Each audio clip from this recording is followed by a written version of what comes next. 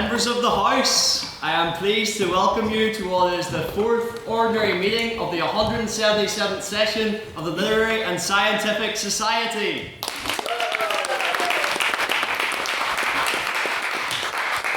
Now, here at the Literarific, we're one of the most active, if not the most active, society on Queen's, and we don't stand still, we keep moving forward.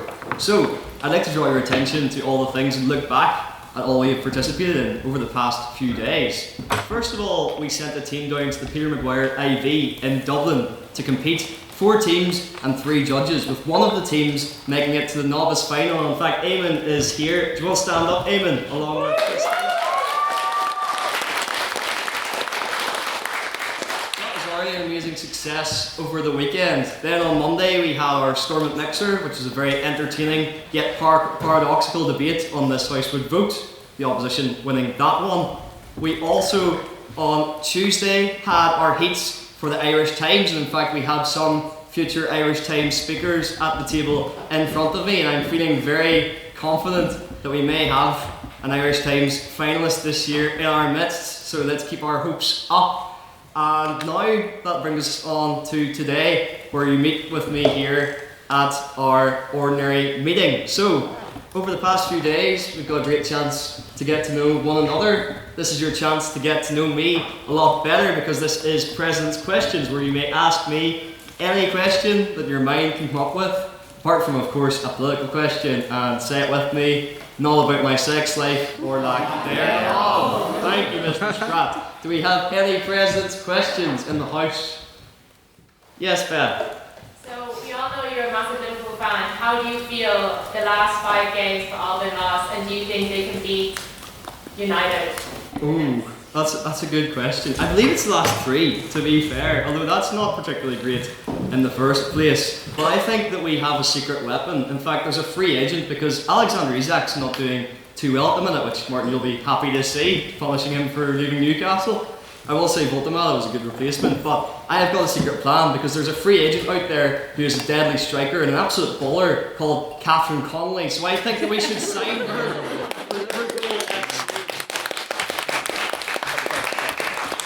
Do we have any other President's Questions? Behind you. Yes, look at Barghi for the minutes. Mr. President, I was wondering, do you have any pointers for brushing your teeth? I just want the key tips and tricks you have any. brushing your teeth. To improve. Like, already an expert on it. I actually found out some tips for brushing your teeth on ChatGPT, and I put it into a Word document. It was copy and paste.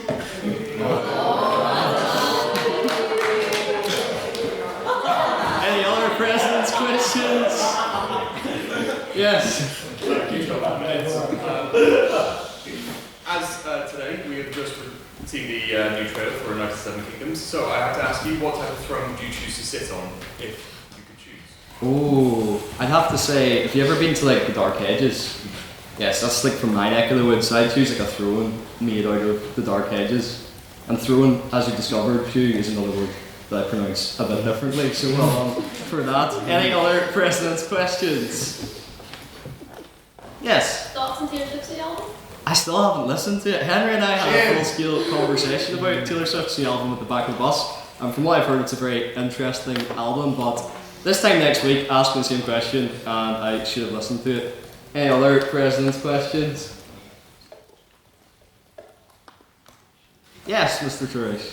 What did the President eat for breakfast? There we go, that's the traditional one. For breakfast, I was a bit sleepy in the morning, and I had a 9 a.m, which I made. If Ryan Williams here, he'd be happy to hear that. But I had a vanilla iced latte made by my flatmate Bethany, who is a barista and may potentially, since she's studying law, become a barrister in the future. Do we have any other President's Questions? Or are you already tired of my puns? Yes? What did you have for dinner? Oh, what did I have for dinner? Well, actually, Bethany made my dinner as well.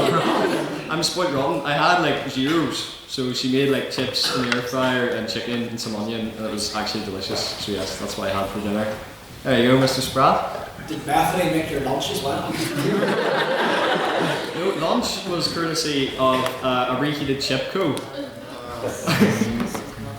or as Beth calls it, Chip and Co, which I quite like, or other people have called it like our Secretary Becker, who seems to have had a haircut. He appears a bit different today, but our Secretary Becker calls it Chips and Co, and this is something I found Mr. Toft's here, and we've had this debate before. We call it a curry chip, and he doesn't like that because it makes it sound like it's one chip. However, I raised him the point of a chocolate chip cookie, so I think I established why it's called a chip. Yes? Will Bethany be responsible for the minutes this week? No. That is one of the few things Bethany will not be responsible for in my daily routine this week. Any other President's questions? Yes, Madam Vice President. Does Bethany also do your laundry? What is that word? I'm not familiar. French? Any other President's questions? Yes. Explanation for the minutes. Does Bethany also pay your rent? I wish. President's question. Yes. We just want to the minutes. Can we get Bethany's opinion on her rampant exploitation by you and how this affects the flat? Can we bring her in maybe as a guest speaker? Well, that's a good point. I think we'll have her in possibly next week where you can see her. However, I would contend that is a tax for me having to put up with Bethany in the house. Any other President's questions? Yes. And the Rogan for the minutes. What album would you get a runner's high to? Oh, that's a great question. That's a very good question. Yeah. See, I have my own playlist.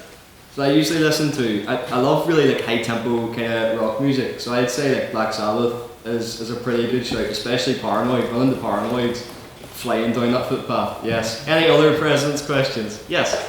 Explanation for the minutes. They're not Taylor Swift's new album. Not yet. That perhaps maybe one I'm listening to next. Do we have any other? Yes, Ash. Oh, she for the minutes. Are you Team Conrad or Team Derwin? Okay, so I think is that a Summer I Turned Pretty reference? Yeah. Okay, I've not watched it. However, I know that that's what it's referencing. So, Conrad. Yes. We'll go for that. Yeah. Okay, apparently that's right. Sorry, the question was too cringy. Matthew, you heard some of my answers to the previous questions. I didn't think you get much. Should have been a 6-7 there for a minute. Okay, I think we've established a line to draw our President's questions under with that, Mr. Spratt. Thank you. So now on to our private members' business. So this is your opportunity as members of the House to raise any interesting stories or pieces of news that you've seen recently. They can be political or whatever you want. So do we have any private members' business in the House? Yes, Mr. Spratt. Matthew Spratt from this. Just based upon the lack of attendance at the most recent Tory party conference, I would like to hear the House's opinions on the future of the Tory party. Any opinions on the future of the Tory party? Yes, Mr. Spratt. Yes, I'm very pleased to see that the death of the Tory party might soon happen, but it's just a shame it didn't happen 40 years ago. Anyone else on the state of the Tory party? Yes, Tom. I would just like to say that it seems like it's like from inside of the Tory Conservative conference, it seems like a shop closing down sale where people are excited about the deals and there's an underlying sense of dread for the future of the establishment. Anyone on the Tory party or the future of the establishment? Yes. As much as I've had my issues with the Tory party over the years, I'd much rather the British right was represented by them than by Reform. So I'm hoping that they sort of come to their senses relatively quick. I know they can't change their leader before November the 2nd because of, I think there's some bylaw about Camille Bannock has to stay until then. But I'm hoping that soon or close after the 2nd they get the letters required to exchange her with someone else. Anyone on the Conservatives or the Reform UK party? Mr. President, I'm not sure I'm allowed as a mere trustee to comment, but I just thought I should throw some light on the question. When I returned from Asia after 25 years, I was persuaded to join the Conservative Party by Mr. Johnny Andrews, famous Andrews family of Cumber. So I went to the Tory Party conference 12 years ago this week. And what I saw there was the death of compassionate and confident, capable Conservatives like Michael Heseltine, like Chris Patton, people you've probably heard of. Fortunately, I also shook hands with two people during that conference, believe it or not, called Liz Truss and Matt Hancock. Again, as I walked away, are they county councillors? I hope they don't get any higher. So I was warned, but I would not want to be a member of the Conservative Party now. I hope, like you do, that Reform don't become the face of a flag-waving, aggressive, unpleasant Britain. That wouldn't help anyone. It's a very good question, and I wish you all well. And remember, William Hague became leader of the Conservative Youth when he was 16, and he is a bright guy, and you are the next generation who need to follow in his boots. Not necessarily as Conservatives, but as active members of a political party. Thank you, Mr. Craig. I will say, after the names you mentioned of the hands, you have brushed with them a bit anxious that we shook hands earlier, given the fate of those two political figures. But hopefully I'm the exception. Any other PMVs? Yes? So on to the real bit of the issue of the day. So within the album that you've been bothered to listen to, we see Taylor Swift make a diss track towards national icon and treasure in the UK, Charlie XCX. And for those of us who actually are confident, unlike Mr. President, and have listened to the album, watching Orion, what do we think? What are our thoughts? Okay, anyone on the beef in the new Taylor Swift album? Yes? I think it's a good example of women being misogynistic towards other women and pushing women down. And that does not mean that you start hating on Taylor Swift. I think we've got ourselves into this awful cycle where it's like all these men writing papers or pushing social media posts at us or trying to convince us that we all hate each other. Whereas we shouldn't. Like we should be women supporting women, not women hitting each other against each other. So that's why we need Charlie XCX. Thank you. Anyone else on Charlie XCX B Taylor?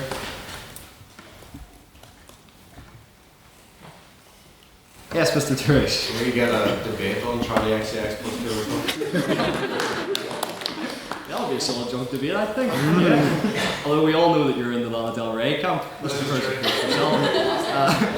Anyone else with private members' business? Yes. Jack Butler. Firstly, as is October the 9th, I'd like to wish us Happy Late Ericsson Day. And then on a more serious note, at the moment, it appears that peace may be about to happen in the Middle East.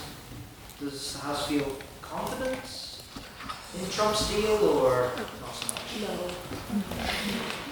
Do we have anyone? Yes, come on. It'll last about 2 weeks, and then again, there'll be peace. 2 weeks later, war. 2 weeks later, peace.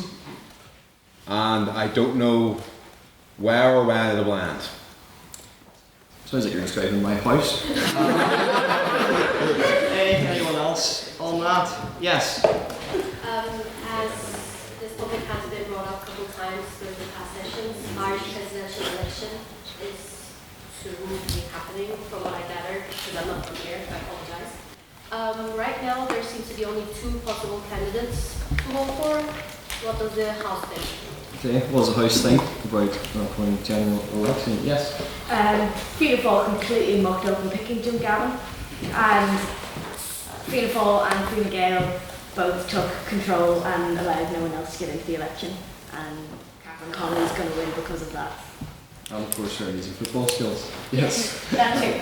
Yes? This is not a serious remark on it, but I think it's great that they're leaving Gavin on the ballot, despite the fact that you can't vote for him. I think everyone should vote in Ireland should vote for him and just see what happens. Interesting. Anyone else on that? Yes? Now, as a dub, it's very disappointing to see 6-time on Ireland where the Jim Gavin dropped out. Right after my husband, okay, the last debate. But you know what, Catherine Connolly's name, so I guess we go with her. R.I.P. Jim Gavin. Okay. Yeah. I regret to inform you all that on Paddy Power you can no longer put any bets on the presidency, because I think it was yesterday or the day before they gave the money to anyone that bet on Catherine Connolly to them.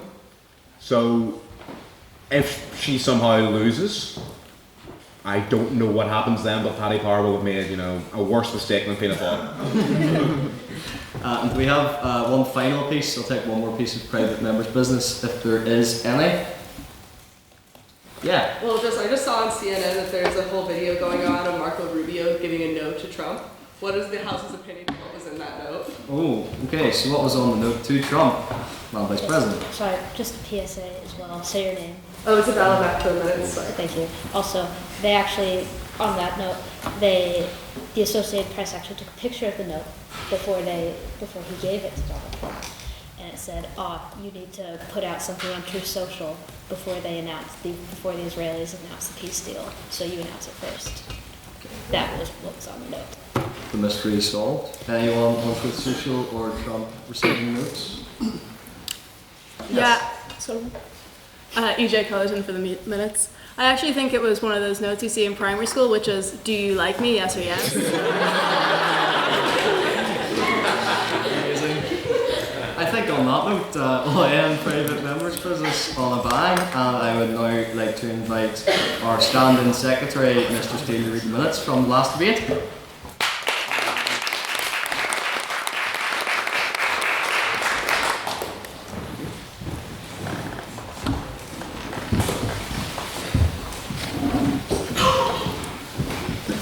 This is how David Cameron felt when they asked him to come back to the cabinet. And before I go ahead, by the way, Baker wrote what is equivalent to what I assume is a PhD thesis. So I tried very hard to break them down. On the 2nd of October of our Lord's year 2025, the Queen's University Belfast Literary and Scientific Society convened for the third ordinary meeting of the 177th session to debate the motion, "This House believes love is blind," where it seems Baker has written the fifth gospel. We began with the President's questions. Hugh Child asked, "What is your favourite high-profile divorce?" Brad Pitt and Angelina Jolie, I only know who Brad Pitt is, but President Emeritus Dermot Hamley HLM, "What did you have for breakfast?" Lasagna, which, if any of you actually know or have seen Daniel's food, that probably looks more like something out of Chernobyl. Assuming Luca, I'm usually referred to you as glasses, but I now know that you have a name. So Luca asked, "What kind of diseases do you want to contract later in life?" Daniel said, "An addiction to getting high, but from running." Flynn Nugent asked, "What is your favourite non-European cheese?" Cheesy jokes such as Edam made backwards, which is just not funny. Would the President recommend getting high? Jack Steele will get you high with his fitterific, or he'll start talking about Nelson Baker's written here, which is, I would say, equivalent to ecstasy. President Emeritus Dermot Hamlin HLM, if you were to take a Class A drug, which would it be? Nothing is quite as addictive as the Holy Spirit. I just put that in for your sake. James Turrish, do you have any thoughts on the Liverpool game at the weekend? I don't even know what that is. Private members' business is Beth Lynham. What does the House think of the Holy Land's meth lab explosion? Dermot Hamlin HLM lamented that it's going to push prices up. Jack Steele asked if Dermot will receive severance pay. Dermot Hamlin responded if he viewed it as an attack on his business. Elliot Dickie said the best way to feel good is to get a runner's high. Hugh Child asked, "I wonder if there will be a litterific government shutdown." No responses were heard. Elliot Dickie said the markets don't seem to have reacted to the shutdown in Capitol Hill, indicating that there wasn't much of a response. Dermot Hamlin said the markets does not price in the meth lab explosion in the Holy Land, so they must be unreliable. Then Ryan Hoey HLM questioned the meaning of cutting the half-time orange at Keir Starmer's Labour Party conference. There was then an intense debate about what that means and if we could bring it into the litterific. Jonathan Massey stated that he was in New York watching Stephen Colbert. When asked what he had for breakfast, Stephen Colbert replied saying that he had a disappointing breakfast, which is very useful and relevant for all of us, Jonathan. Elliot Dickie asked, "Could you eat a half-time orange for breakfast?" And then Flynn Nugent asked, "A half-time orange would be much more fun for lunch." We're a very exciting bunch, aren't we? Then there was a vote on prior opinion. There were 15 for the proposition, 23 for the opposition, and 23 abstentions. This is where it gets very long, bear with me. E.J. began, "If love isn't blind, then why do my exes all look like that?" Presumably referring to our president. "Any form of love is as blind as can be." Although I know he's brushed his hair tonight. "We are losing baddies at an astonishing rate," she claimed, "and to all mid-men like Baker." Or maybe that was me, put that in. "It's impossible to love someone only because they are," again, please forgive this, delete this from my career, "sexy. And unfortunately the sexy ones are more often than not also the boring ones," which is why everyone wants to tell me I'm very boring. EJ went on to say, "Love is blind but can still hear a good joke, such as Daniel Devaney's sex life." She continued, "Once you're loved, you'll always love. Love remains because it hinges off our personalities. It remembers your drink order and it turns on your blanket before bed. Love remembers," I put it in twice there, "love remembers, put on your electric blanket before bed, and most importantly knows your Instagram algorithm so that you always see reels about Saddam Hussein's hiding spot." As Reagan approached the podium with that stoical, serious attitude, I knew that we were about to hear a most heart-wrenchingly sad and melancholic anecdote, as is her tactic. "If love was blind," she asked, "why do I not have a mother?" There we have it. Love is intrinsically not blind. Ray then claimed that Santa is not real, which is arguably more heart-wrenching than anything else.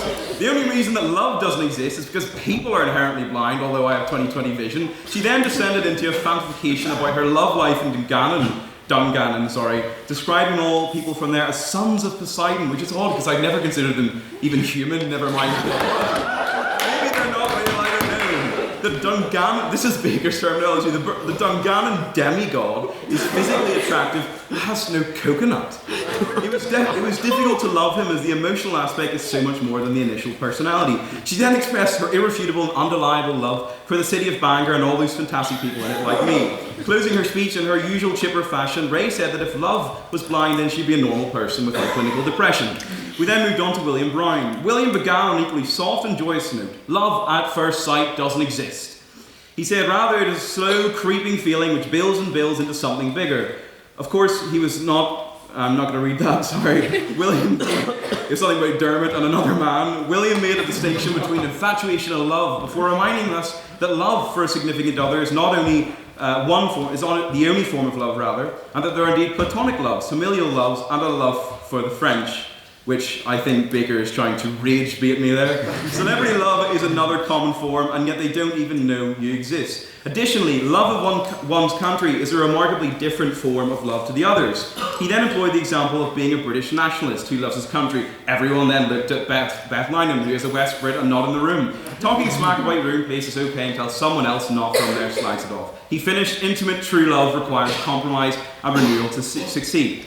Second on the opposition was Elizabeth. Elizabeth spoke like a 19th century poet, but it was very refreshing amidst so much modernism in the society, all this recording and not whatnot. Life is plagued by tiresome tribulations, but love is the greatest foe that any of us will ever face. Charlotte Bronte had the right idea with the quote, life is a battle, may we be enabled to fight it well. She then described how the Cupid is often depicted as wearing a blindfold. And this is because love creates a lack of foresight. Blindness kills love, and perhaps this is why divorce rates are at 42%. The notion that to love you needn't to see is to overlook the feelings of love. And this is why eligible suitors are deluded to unsuitable partners, in brackets, fallen baddies. Beth Lynham then began as a third proposition. Love is blind enough for me to marry, or to not marry, British people actually. Everything that the opposition has said has served only to bolster the argument of the proposition. Beth said, before launching into a full-scale attack on Reagan, as though she was Gorbachev. Beth questioned the institutions of marriage and why divorces are so high. Beth then moved to deliver a touching dedication to Henry O'Riordan as though he had died, and remembered his new boyfriend, who everybody has heard of but no one actually knows if he's real. Love is not really blind, she said. The proposition are not talking about love, only infatuation. True love, Beth then claimed, this is definitely not true for me, is Dublin. Walking down Abbey Street, which is in Bangor actually as well, avoiding the urine and cocaine. Jim Gavin will get her vote, she claimed, as he will make Abbey Street great again.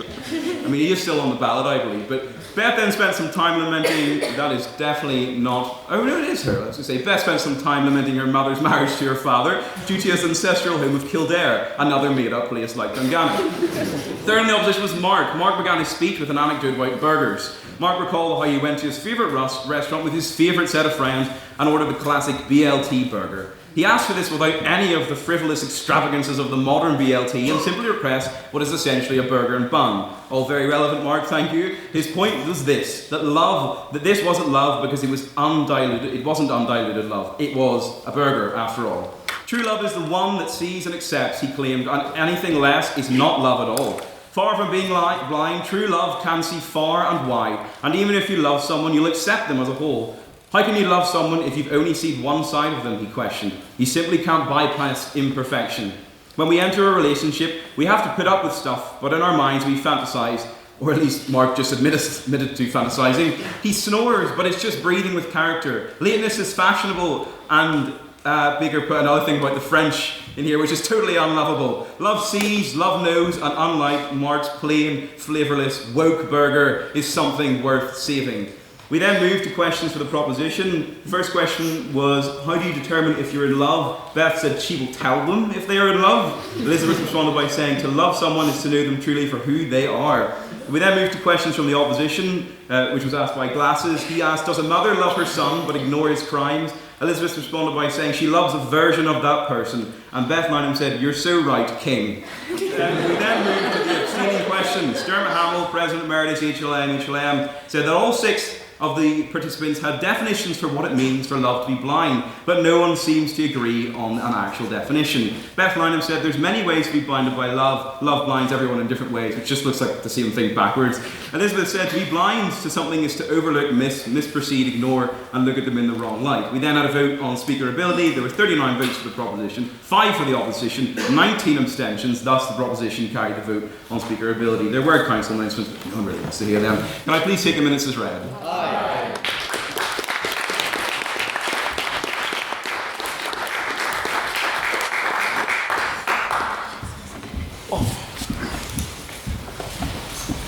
And now it is time for the spectacle of the debate, which is inevitable as death and what's the other one? Taxes. That's it. Yes. This House supports a wealth tax. So we'll start with our vote on prior opinion. This is your opinion going into the debate. So can I have all those who want to vote the proposition to support a wealth tax to raise their hands now?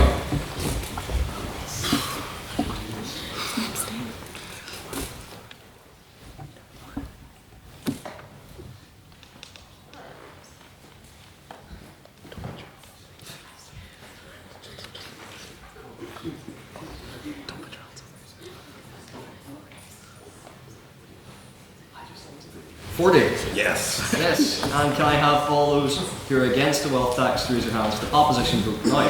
Please. What a surprise.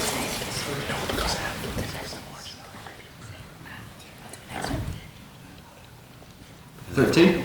It's 13 Tories. Yes. And on to all those who would like to abstain on the motion, please raise your hands now.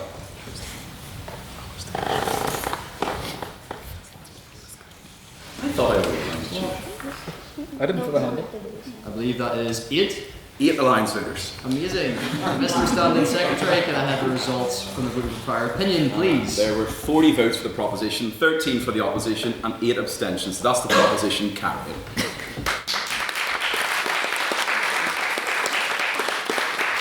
Finally, before we get started, our rules of the debate tonight. So speakers will take it in turns, proposition and opposition, to deliver 7-minute speeches. In the first minute of your speech is protected time, and in the last minute of your speech is protected time, as indicated by our bell. Vice President, thank you.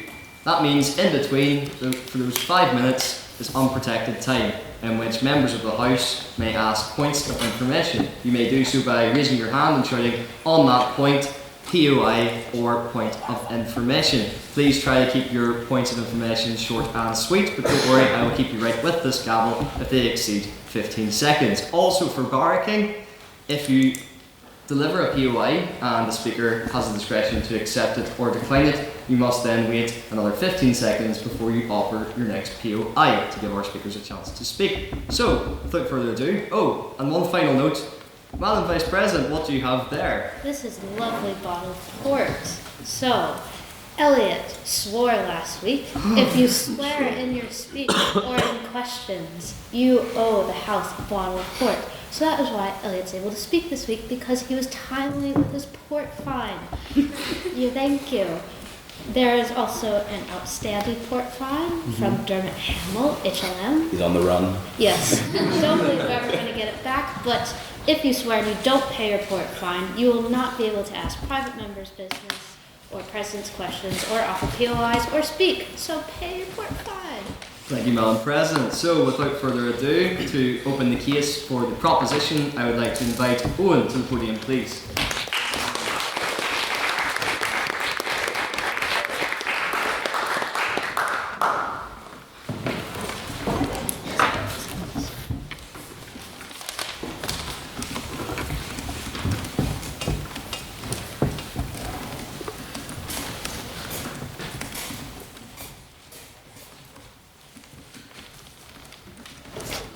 Carja, it's Mr. Eoin, Elliot. Members of the House, I'm glad to be speaking to you all here today for the first time on the topic of the potential wealth tax, of which I personally endorse. Now, we can't talk about new, innovative forms of taxation without realising how much of a terrible situation many states are in fiscally. There is, to get over the boring economic stuff, there is a general increase in borrowing costs. which means that the amount of money that states have to pay in their annual budgets every year on previous year's debt interest increases year by year.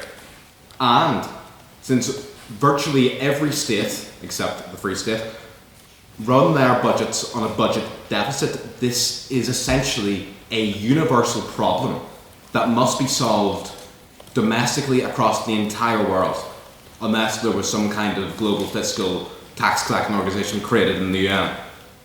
States are also buckling under a general increase in spending due to an increasingly ageing population.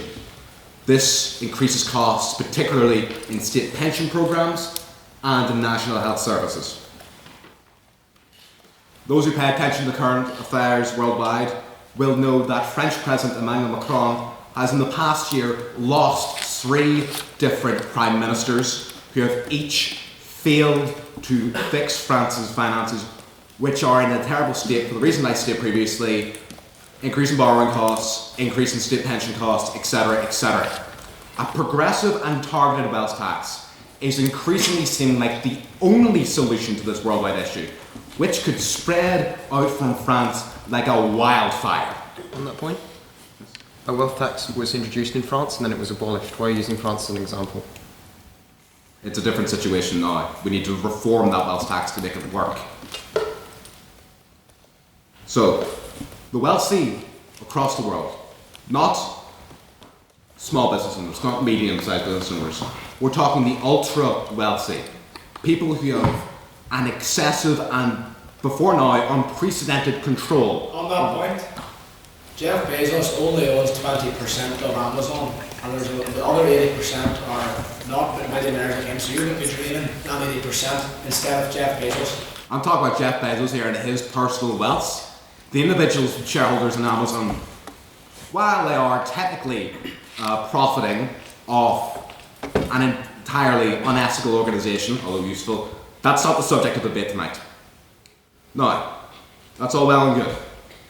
Like I said, the wealthy must cooperate or they will lose their fortunes in a universal worldwide debt crisis before seen unimaginable, which will give the Great Depression and 2008 a good run for their money. You want to take that in? Yeah, so wealthy people will need to sell their assets to cover the tax, so they'll sell their government bonds, which will push interest rates up and increase the cost of government borrowing. I'm talking about billionaires and, well, not millionaires, no, but these people are not the core of the bond markets in many Western countries. That's all well and good now. We have a problem, we have a solution, but we need implementation. What we need now, worldwide, across as many countries as is possible, progressive forces elected into government. Whether that's a wholly progressive government, or whether that's a government with progressives controlling the fiscal schemes, such as finance and expenditure ministries. When this government is formed, 2 contradicting approaches must be taken. In the short term, deny a wealth tax. It's not real. It doesn't exist. Why? Now that argument must be short term. It cannot be long term. It cannot be about the long term fiscal arrangements of a government. During that first term, what also needs to be done is those progressive forces in government must use the state institutions to figure out how a wealth tax can and will be collected. And then, only in the last budget before the next legislative election will that wealth tax be introduced. And that election can and must be won on the principle of a wealth tax. And if the wealth tax survives that election, we will have a world in which we are doing better universally. If it fails, we are doomed. The opposition, as I expect, will bring up capital flight, although they are free to keep quiet about it if they want. There are several ways capital flight can be not completely avoided, but done. If it's people completely leaving the country, if it's people completely leaving their assets, put in an exit tax. On that point? Yes. Exit taxes are generally quite ineffective because the people that would have moved when the wealth tax would be introduced move instead when they see that the exit tax is going to be introduced. Only if they're not introduced at the same time. So, to combat this hypothetical consequence, there are actual solutions, like the exit tax, and increased international cooperation in tax collecting services. Well, let's reflect now on the global system we have economically at this point. Capitalism at its time, when it was replacing the feudal order, was revolutionary. There is no dispute about that whatsoever. Its innovations allowed men, women, and anyone else in the middle class to prosper, if not immediately, then eventually. And it now allows me and everyone on the proposition to debate its ability to serve us. But now in 2025, we are in a hopelessly outdated situation. I'll now quote an author some of you may be familiar with. Civil government, so far as it is instituted for the security of property, is in reality instituted for the defence of the rich against the poor, or of those who have some property against those who have none at all. It is not unreasonable that the rich should contribute to the public expense, but not only in proportion to the revenue, but in something more in that proportion. Whether there is great property, there is great inequality. If anyone wants that, we're protected time, so we can't do that now, but that writer of those quotes is in fact Adam Smith, the father of capitalism. The wealth held by men like Musk, Zuckerberg, Bezos, etc. have created a neo-feudal world order, and it is based entirely on the imperial powers in the United States and in China. We can't do anything about that at this present, and we can't. We shouldn't. We have to wait for that system to fail on its own. So as progressives in the here and now, what we must do is take small, and this is a small request, we need to make small, tangible changes like a wealth tax. It is the least we can do. Gurmila.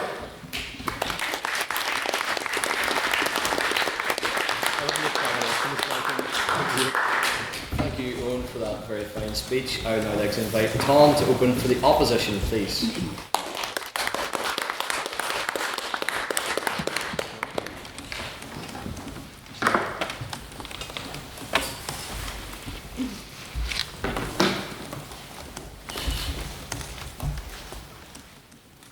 Mr. President, ladies and gentlemen, good evening.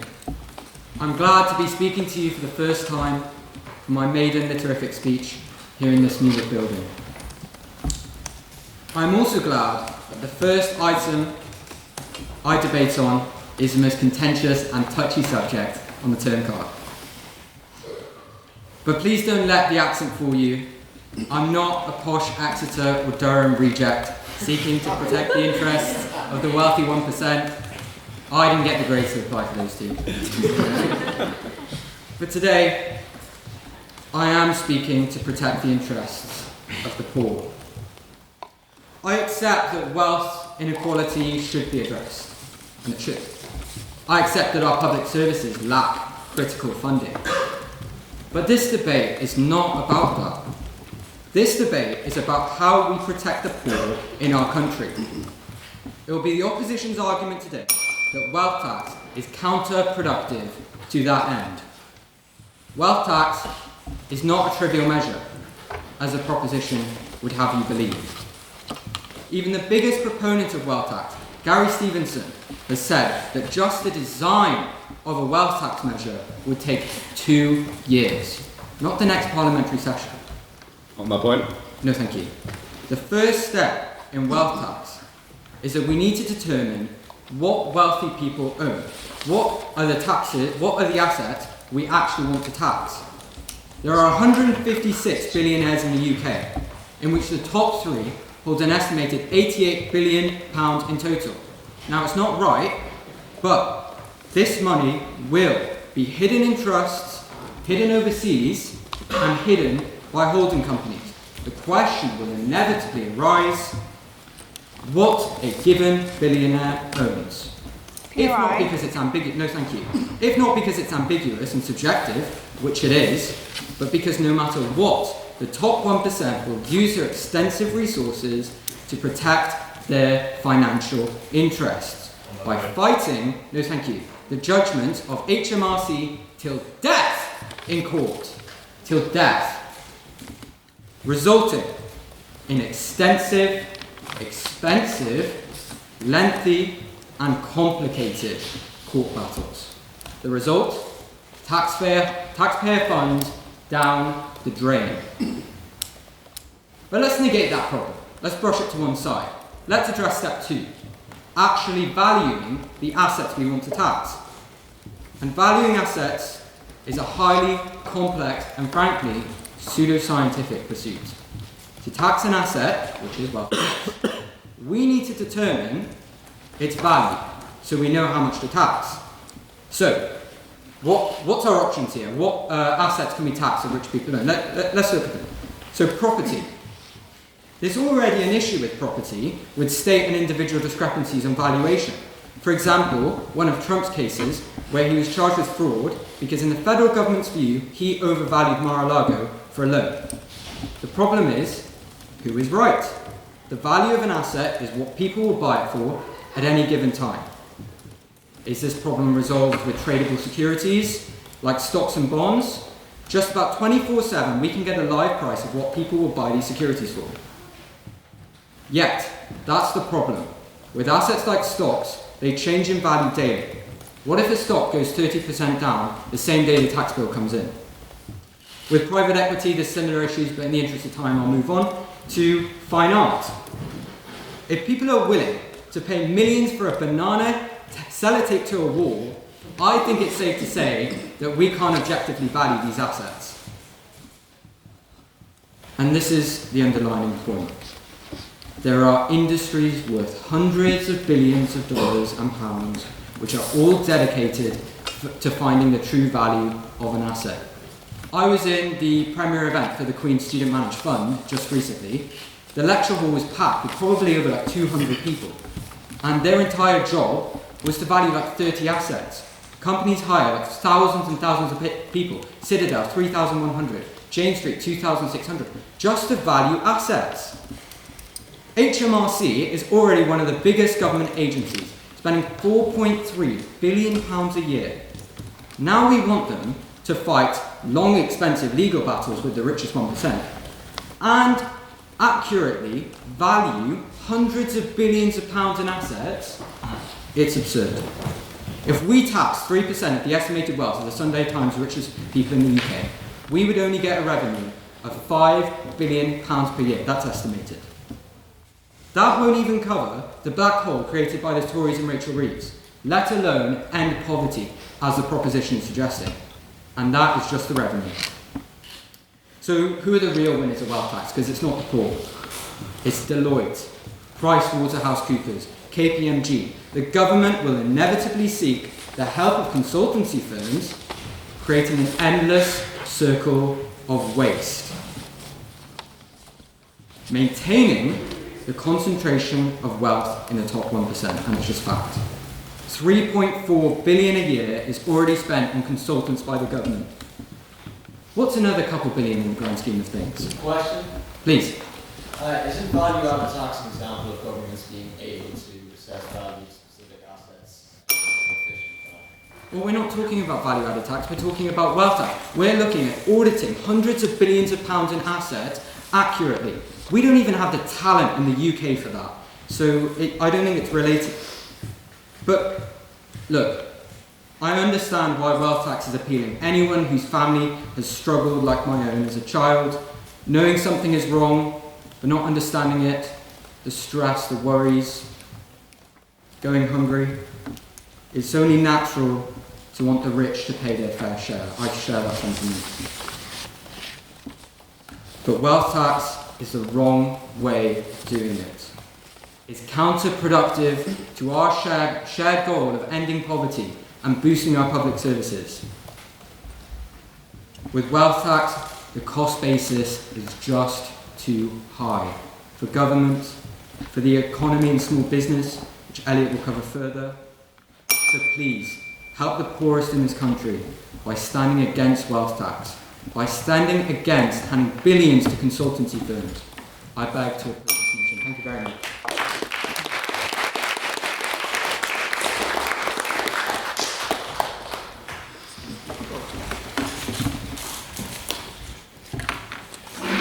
Thank you, Tom, for that very fine speech. I would now like to welcome second on the proposition, Tina, to the podium, please.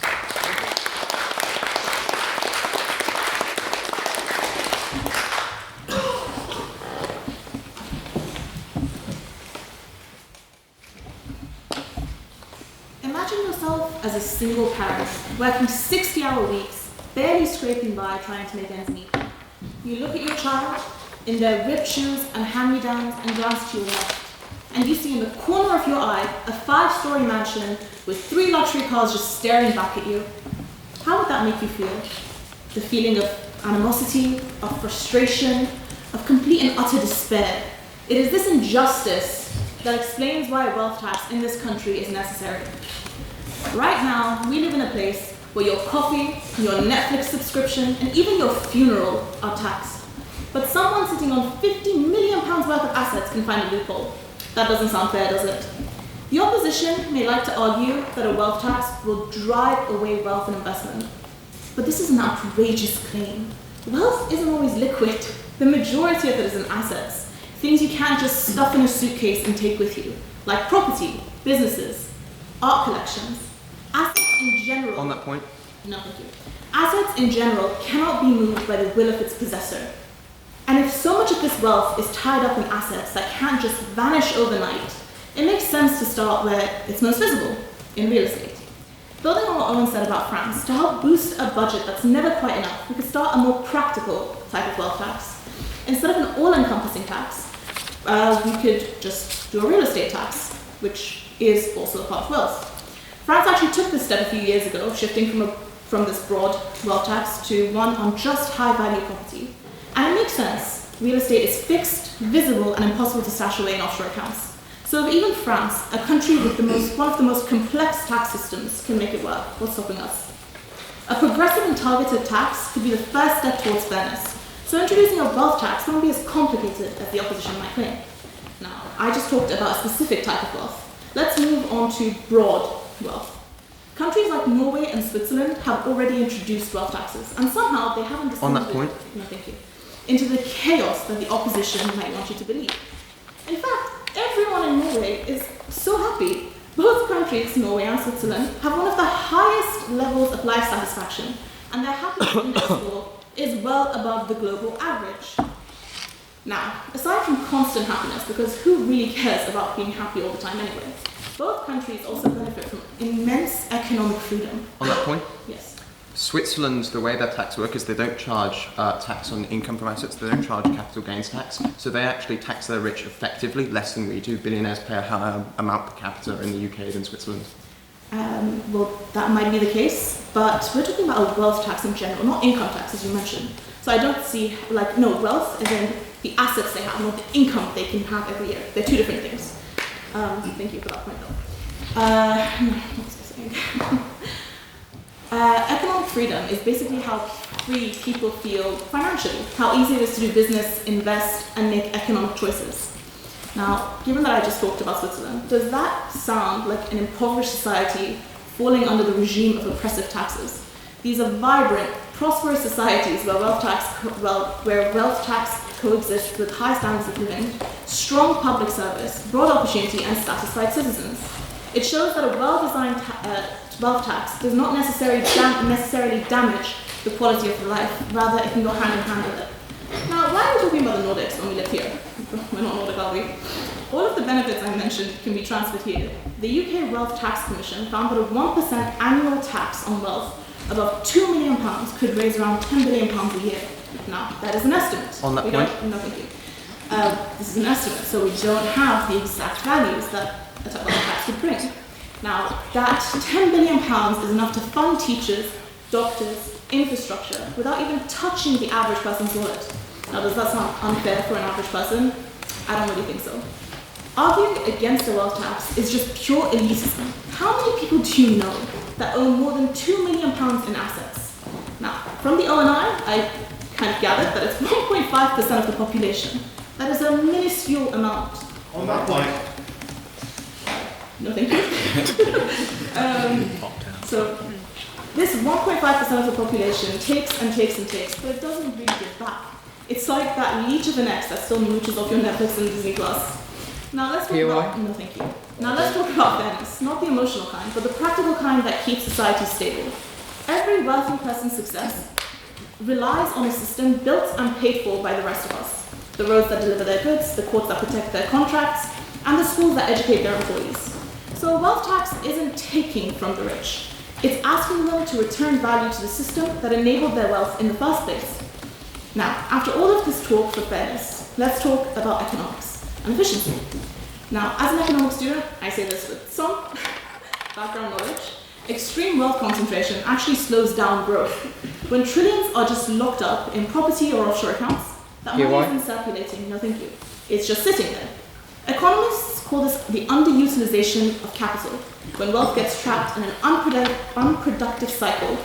Right? So it's not creating jobs, it's not funding innovation, it's essentially doing nothing. So a wealth tax will redirect some of that capital and put it in the economy, like schools and healthcare, which the opposition agrees is lacking. A wealth tax isn't taking from success, apologies. It's about letting their success benefit more than just themselves. Because success without contribution isn't success, it's privilege. The opposition will claim this idea is dangerous or radical. But if fairness is radical, if accountability is dangerous, and if asking the wealthiest to give back is unreasonable, then maybe it's not the proposal that's broken, the system is. We tax wages, we tax spending, and we tax death, inheritance tax. Yet we hesitate to tax the fortunes of those with the most to give. Because wealth should circulate, not stagnate, and success should inspire and not isolate. And prosperity should lift everyone, not those just at the top. The truth is simple. If ordinary people can pay their taxes, the richest can too. It's time to stop making excuses for those who have the most to give and start asking them to give back. Thank you.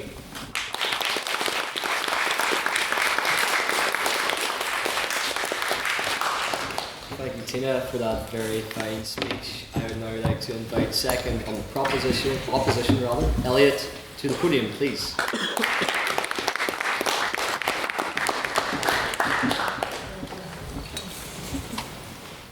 So, as you've probably seen, I've been maybe a bit too aggressive on the POIs.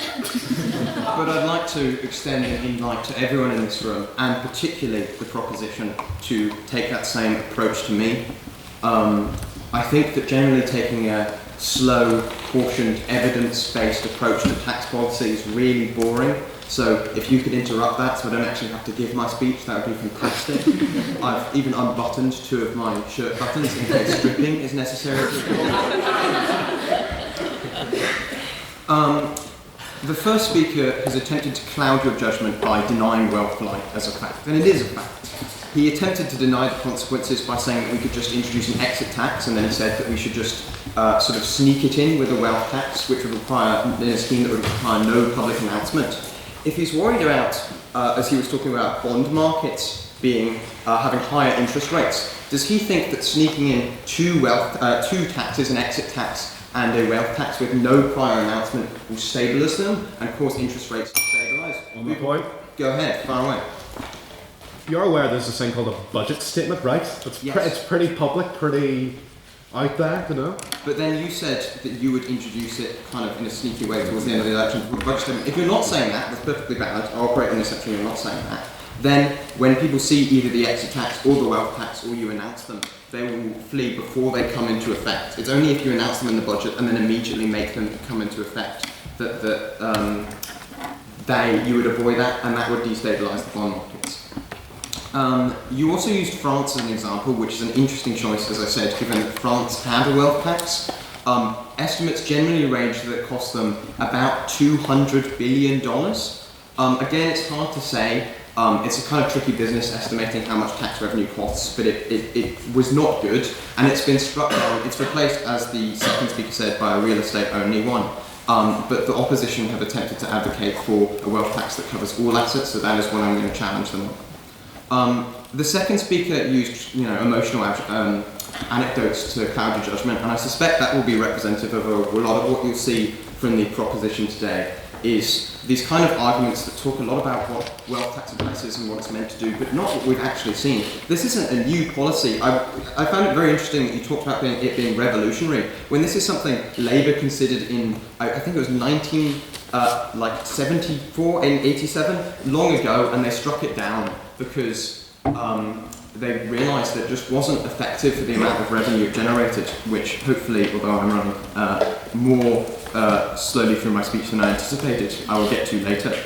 You also used Norway and Switzerland as examples, and I think that's really interesting because Norway recently raised their wealth tax by 1.4% and saw a $54 billion exodus of wealth, and their net tax revenue decreased by $594 million. Switzerland, I think I mentioned effectively, we tax our billionaires more than Switzerland does. And finally, you use the LSE Wealth Tax Commission report as evidence for your claim, but that very same LSE Wealth Tax Commission advocated against a wealth tax on the grounds that it would do more damage to the UK economy than the good that it would cause. All of this rhetoric by proposition, go ahead. So you said that they struck it down, but are you saying the facts that the statistics gave is wrong? The LSE Wealth Tax Commission predicted a raise, and then they talked a bit about how much it would raise compared to the revenue that would be lost through other comparative taxes, and decided in the end that it wasn't really worth implementing because of the amount of damage it would do. Now, all of this rhetoric is to cover a simple truth. It doesn't matter whether you're on the left or the right. It doesn't matter whether you're poor or wealthy, proposition or opposition. Guys, I love paying tax. I paid my court fine earlier. We've tried wealth taxes before. They failed, just like in France. Wealth taxes don't work. Again, I actually covered that earlier. 1974 manifesto, there it's in my notes now. Labour considered it, struck it down. The first way they damage the economy is by discouraging foreign investment. Imagine you're a portfolio manager at an investment fund, and as you head out the bathroom finishing your meditating, one of your colleagues approaches you and says, "Hey man, we've got $100 million to invest, and we're thinking there's promise in cancer research. We can either invest in AstraZeneca in the UK or Pfizer in the US. By the by, with a 2% wealth tax and our standard rate of return, the investment in AstraZeneca could end up costing us over £43 million per year. It's a no-brainer which you pick. I mean, you've got all your cocaine shareholder value to pay for, right? And foreign investment in the UK is really important. I think our current foreign direct investment makes up about 87% compared to our GDP, which is only beaten out by, go ahead. If Elon Musk mobilised 37 billion of wealth through asset borrowing overnight to buy Twitter, why is it principally impossible for him to do the same thing to pay tax? That's a good question. I mean, Elon Musk isn't a taxpayer in the UK. What it would look like is, it's not even impossible for him to pay tax. It would be very difficult for, say, startups that are operating in kind of very low liquidity environments where they're trying to borrow as much money as possible to fund their operation for new research. You know, I think Spotify only became profitable last year because of the kind of expansion and scaling it was going for. But on Elon Musk specifically, what it would more look like is that UK users would be denied services that are in the US because by operating or having their individuals having their tax residency here, they'd be subject to the wealth tax. It also gives a unfair disadvantage to UK companies operating in foreign countries as they're subjected to wealth taxes while their competitors aren't. How are we going to get life-saving British inventions like Oxford Biomedica vaccines or Greg sausage rolls to foreign countries? Now, people will also avoid the wealth tax by, oh wow, I'm really not as far through this as I thought I would be. The proposition might try to make the argument later that the sheer revenue of a wealth tax would justify the negative effects. What revenue? The no tax relies so heavily on an incredibly small amount of taxpayers staying in the UK. 80% of the revenue relies on about 5,000 people. I think 15% relies on just 10. So a very small number of people changing their tax residency, which is actually really easy. You can be in the UK for 90 days, and as long as you leave before the 91st, you don't have to pay any tax because you don't have tax revenues there. So to cover this very quickly in 15 seconds, we should take a look at capital gains tax. We should make capital gains tax tax equivalent to income, to dividends as income. This would quickly raise a fair amount of money, and we should close the buy, borrow, die loophole where you borrow money against your assets, you take them, and then the CGT is set when you die. Appreciate that's quite nerdy on tax policy, but we shouldn't see 7 minutes. That would do more to address wealth tax, disparity, inequality, and denying the UK government its fair share of tax. Thank you very much. I did have a diatribe at the end there, but I'll ignore it.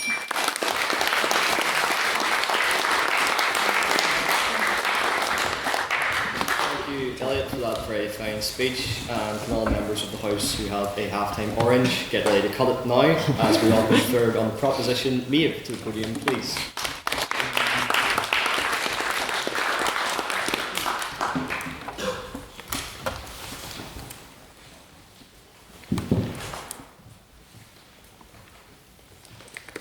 To begin, I want you to go back to Tina's speech and imagine a single mother living alone with her daughter, trying to run her own house raise her daughter, and earn a living by cleaning houses while her daughter is at school, just to be able to keep their 2-bedroom council house. These houses that she cleans every day mostly belong to the retired old rich people. But yet these people are technically on the same income as her, so they end up paying a similar amount of tax, even though they own their own house, plus a holiday home in Cornwall. Now you wonder how I know situations like this exist? Because this woman was my mum. I was fortunate enough to grow up in an admittedly affluent area, yes, but that doesn't mean I am. And yes, Elliot spoke about us using emotion to prove our point, but of course we're going to do that. The problem, a really big problem in this is the economy strain, and that strains so many relationships. How does emotion not have a role to play in this? I, for one, believe I have seen and understand both sides of this debate, and yet I firmly believe that we on proposition are on the right side. Now, opposition will argue that this cutter was too low or it's not necessary, but let's be real. These old retired people living off their retirement, or even the young lords and ladies living off their generational wealth, will not be on the same income as a single parent, barely getting by, and yet they're being taxed similar. How is this fair? I have seen my fair share of generational wealth and rich people, just see the people that I went to school with. A house near my home village recently sold for £18 million, and you're trying to tell me we shouldn't tax the people who can just outright buy these places, like how my other speakers spoke about the real estate wealth tax. Because I can promise you that this wasn't their only home. They definitely weren't homeless before they bought the mansion and the additional 4 cottages that came with the land. Yeah. So you're talking about property, but isn't there a significant amount of tax that we can just increase, like stamp duty, for example, on large properties? We can just increase the tax rate on those taxes instead of taxing older assets. Stamp duty and that's already included in the calculation of whether they can afford it. But also, stamp duty is a one-off thing. That doesn't mean that it's going to help further down the line, because many people buy these houses and then keep them in their families for generations. That won't then help in a few years. This tax will affect such a small minority of the population, with some sources claiming it will affect such as small as 0.04%, but it will benefit such a large percentage of the population. This tax can bring in revenue needed in some areas to improve them without having to raise the taxes for everyone. Who would you rather increase the monthly bills of? The single working mother struggling to get by, of which there are thousands if not millions across the UK in that situation, or the retired, rich, generational wealth couple who just bought an £18 million house? I think I know which ones I would choose. Like I said, and where I disagree with what Tom said, the whole purpose of this tax will benefit so many of the population. It will increase the amount of money available to local councils to improve the area, the services, the schools, the quality of life for everyone, without making those that already struggle anymore. Opposition may argue that this will make the wealthy in the area feel like they're more entitled to the area, considering they pay more tax. But I can promise you, they already feel like this. Especially considering who's actually affected by this tax, which, again, will be a very small minority of the small minority of wealthy people in the population. They probably do own the land you're walking on. That's what it was in my case. Now, okay, I'll take a step back here, and I know I'm framing the rich as inhuman, but that's its own debate for another day. But Lord Alistair Margadale, who is the lord near my home village, he owns a lot of the places in my village, and the surrounding villages, and all the fields, and the businesses, including one of the ones I worked in. On that point?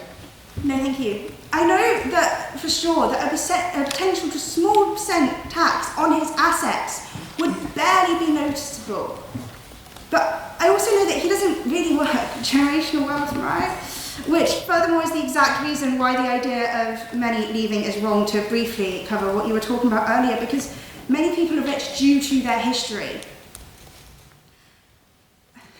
Why shouldn't we tax those with the luck to have this generational wealth? Because it is luck. And this balances out wealth inequality, which is growing with every passing year. Well, you're talking about generational wealth. Well, why isn't increasing inheritance tax a solution to that? Because inheritance tax only does so much. These people have assets that are worth so much more, and they find loopholes around them. I personally know of ways that you can just get around them, and they have no way that I would ever be paying inheritance tax. Back to what I was talking about with the wealth disparity. Within the UK, the wealth disparity has been rapidly increasing to the point where the richest 10% own 43% of all wealth. The top richest families are wealthier combined than half of the lowest income families in the UK combined. For reference, that's about everybody in the audience here. If every one of you represented a single family, you would all be owning half of the UK's wealth. How ridiculous is that? And yet opposition is saying that we shouldn't try and at least even this out, where these people give back to the community that they are a part of, just like my speakers before me said. On that point? No thanks. I could speak for hours about this topic, as I found out, but I'm sadly running out of time. So, to summarise, I have experienced the exact reason of why we should have a wealth tax. And I know this tax won't really impact those who have to pay it. Again, such a small percentage of the already wealthy would only have to pay it, and they probably won't notice a little bit extra missing every year. But it will improve the lives of those who don't have to combat the increase in taxes, because that's one of the only other options I can see. They will all these people that are struggling to get by will receive the benefits of improved life services, such as all of the working single parents. We on proposition are in complete support of the wealth tax, not because it will decrease the income of the wealthy, but because it's going to improve the quality of life for everybody. Thank you.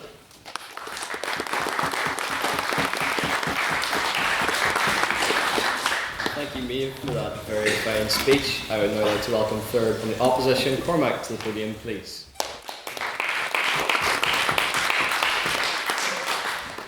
Politics can be a rewarding profession. If you disgrace yourself, you can always write a book. Or in this country, you can always become a senator. And if you disgrace yourself as a senator, you can always leave Sinn Féin. Now, I don't want to stereotype. There are many great people in public life.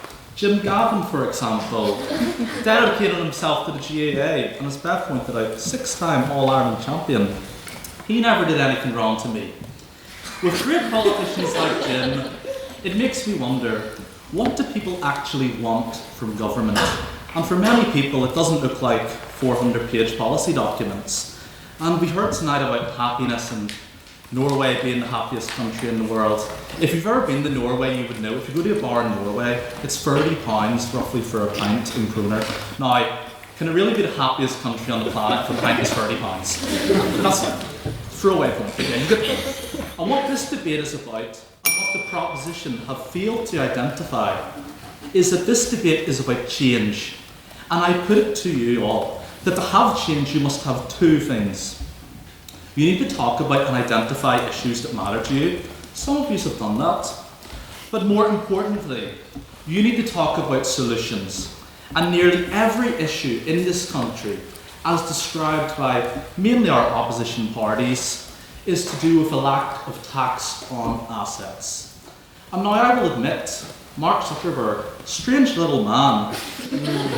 He reached a level of wealth that he can pay athletes to pretend to be friends with him. He went from looking like a lizard creature to going for a rebrand that involved a perm. All those billions, you know what they did to him? They just made him look like he's a 40-year-old skateboarder who still drinks at voodoo. But I don't think that going after people such as him places ourselves in the best footing with Europe and the world economy. And now Eoin actually mentioned, funnily enough, that no country has a budget surplus bar Ireland, and well, guess what else Ireland has? On that point, No, thank you. And some of you may dismiss the economy as an abstract concept. It's something for others. You know the value of an economy when you need a job. You know the value of an economy when a country runs out of money. And for those of you who say GDP is an abstract concept, the truth of it is that it is an abstract concept. But a growing economy builds homes. A growing economy gives you the job you deserve. It can pay for the education you deserve, and I hope is yours. That's not abstract, it's not a conspiracy, it's real. And you'll know it's real when it's not working. And some of the emotive arguments tonight have pointed out backgrounds that weren't the best or whatever, but many of those people go on to do great things after. You know, it is just a fact, you know. And don't be fooled by the proposition. Although there are claims of change being possible with the wealth tax, remember, what are the costs of simple claims spoken with certainty? And quickly and foolishly putting the faults our society has onto these assets not being taxed enough is naive and misguided. And let's get back to it, to identify matters that matter to you all and talk about solutions. I know what issues matter to me. The impact of the housing crisis perhaps being the biggest one in this country. And a government that is unable to carry out projects that actually matter to all of us on both sides of this debate. I'm not interested in moralising about how much wealth is too much. I'm interested in change. On that point? Yes, go for it. Would it not make more sense then to discourage landlords from buying up multiple homes and make it easier for people to actually buy homes of their own? Because if you actually put their taxes up for people owning 4 or 5 houses, then you make it easier for people just entering the market. If you want homes, why wouldn't you support a policy that actually does it? Well, 30,000 homes built last year. You know, and people, if they do work hard enough and do all those kind of things, can buy a home. You know, it's just a fact. And you know, and this is where this debate started. It started on the very, very wealthy, the billionaires, and then it descended down into just people who have actually went, studied, got a better job, all that kind of thing. Upward social mobility. You know, Tina wanted to put my mother into a guillotine by the end of her speech. And the truth is, our government is inefficient. Everything we do or build turns into a bureaucratic nightmare. Everything costs more than it should, is delayed, or just made out to be impossible. And that issue that so affects change in our country is no further helped by having a tax on assets. And our country is a great study on this. You know, 100 years ago we built Ardnacrosstia power plant. We powered the entire country. It was 1/5 of the budget of the entire country, and it supplied the whole nation with electricity. The government worked with a private sector for the public good, and it kind of reminded me of Daniel and his housemate, him making up all those dinners. Now, 100 years later, we see the National Children's Hospital, a project in many ways similar to the electric scheme. There is clear need for building a hospital that can give specialist care to children. It's 300% over budget, and building started before some people in this room were even born. It's clear to deal with the challenges this country faces. Blindly taxing assets is not the solution. No amount of money you throw at the challenges can solve government inefficiency, whether that's about houses or anything else. Because you know as well as I do, that you know if you say, you know, you couldn't trust the government to build a load of houses whenever they can't even build a children's hospital, you know. And I don't think throwing money at it is going to really work. And unpopular to say, but the same is also true for the NHS. Do we want Keir Starmer to have a few billion more to spend on vanity projects to appease 60-year-old reform-loving English people, or AOC of the Democrat Party, so she could get billions extra in taxpayer money and just send it to Israel? And there are many politicians in the Dáil who advocate change, and I sometimes wonder how much of the planning that they do goes on in the subsidised Dáil bar, subsidised with all of your guys' money. Did they sign off on the €350,000 bike share after the 4th pint? Even more shockingly, it only took 2 pints for the Sinn Féin TDs to start singing IRA songs. Thank you.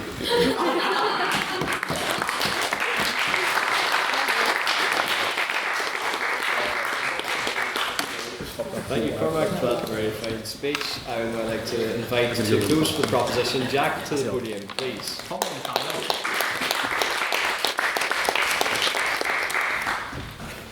Good evening, ladies and gentlemen. It's an honour to be here. It's really good to have Fine Gael's spokesperson in with us tonight as well, saying you need to work hard and then you can own a home.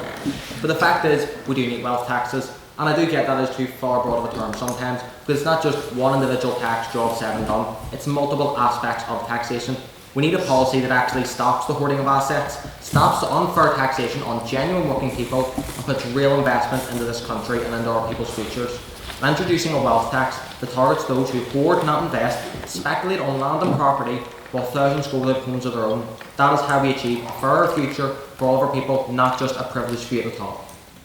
What I'm proposing is a tax on assets not work. Companies should buy up multiple homes, renting them out at extortionate costs and never allowing a young couple to buy one and have a home of their own. Those should allow others to do the work while they rein in the profits while local communities suffer. Billionaires who do refuse to pay proper taxes and use every loophole in the book to pay less tax than the hardest working people in our country. A tax on companies, price gouging families, that is what I'm proposing. On that point? No, thank you. We need a policy that firstly redistributes wealth back in the local communities, and second, actually encourages real investment into our country, which means in business, infrastructure, and actually building housing, which is the opposite of the opposition who say, hoard the wealth, tax the tax, now what can people pay the price? I just know the same arguments, that apparently if we tax the wealthy, the country will come crashing down around us, there'll be no more money. But we have an NHS in crisis, infrastructure behind most of... yeah, go ahead. It's not a tax on wealthy people, it's a tax on wealth. Why is it okay to tax poor people who own their houses and own assets? Well, what I've said previously in the speech was, I want to tax people who own multiple homes, multiple assets. A young person going out and trying to buy a home of their own, they're not going to face a wealth tax. It's someone who's owning 5, 6, 7 different homes. That's unfair and that's not right. Because when we say having infrastructure behind much of the developed world and a cost of living crisis that wasn't brought on by taxing the wealthy, but by the greed of the wealthiest individuals and corporations, and governments who back them, that is what we're seeing. That is why we see a cost of living crisis. Not because of lack of taxation, because we don't have enough taxation on the wealthy. On that point? Go ahead. Can you name a country where a wealth tax has been introduced and it's actually repaired these issues instead of aggravating them? Well, if you look at the Scandinavian countries, they all have a higher standard of living than us, every single one of them. And when we actually look at companies, by the way, like Guns, who increased their profits by 60% in the north of Ireland, and many other companies going above and beyond what inflation is and raising their prices, they make working people suffer. And by the way, these corporations, they didn't see their taxes be raised at all. Their stakeholders, those who own it, they didn't see it get raised at all. But what did they do? They raised prices on working people. It's time for people to actually get their money back. And this isn't opposition, because they just refuse to see reality for what it is. Because to them, everything's fine, there's no problems whatsoever. You just need to pull up your boots and work a bit harder. Go ahead. We acknowledge there's problems, so wealth tax is not the means by which we do it because the cost basis is simply too high. But you just ignored how there's a housing crisis in Ireland and in the UK by saying, oh, you just need to work harder to afford your homes. The problem is, hundreds of thousands of young people are working harder than ever and they will never be able to afford a home. On that point, because continue. he knows this. But I've seen it with my own two eyes, so people in my own family and in my own community being squeezed for every last penny they have. And this opposition refuses to see reality. And this isn't some myth what I'm going to say right now, though it may be a horror story to this opposition. When a nation's wealth is actually invested into its people, you do get a better, more prosperous society. Scandinavia being a model for us all. High taxes for the wealthiest and the highest standards of living in the world. They have better growth and investment. Business doesn't run, it thrives. And one thing I find funny, the same people who are opposing the wealth taxes, talking about family and community, well that is until you actually need to give those families and communities childcare, education, healthcare and support, because then suddenly you're on your own. The Scandinavian nations such as Denmark, Norway, Sweden, they guarantee free or low cost childcare. They have healthcare systems that are outperforming both Britain and Ireland, and tuition-free university for all of their citizens. So while all of us, including the opposition, sit in this hall right now having this debate, our colleagues over in Stockholm, Oslo and Copenhagen, they're not saddled with student loan debt, but that's okay if you're this opposition. Because working families are the ones who are being punished without a wealth tax. We need to actually look at the wealthiest in society and say they are not paying their fair share. And it's not wishful thinking to say when a nation invests in its people, it prospers. Scandinavia has a higher standard of living than we do. Higher human development index, happier and more well off than we are, and lower rates of poverty, especially for children. Ireland sits at 18%, the UK 23%. The worst off Scandinavian country, Sweden, 12%. Even business itself benefits. When a country has high quality education, infrastructure that meets the demands and needs of the 21st century, and a high quality of life, growth and innovation thrives. When it comes to productivity, Denmark and Sweden sit higher than the UK. Real term wage growth since 2010 has been higher in the Scandinavian countries than it has been in the UK and Ireland.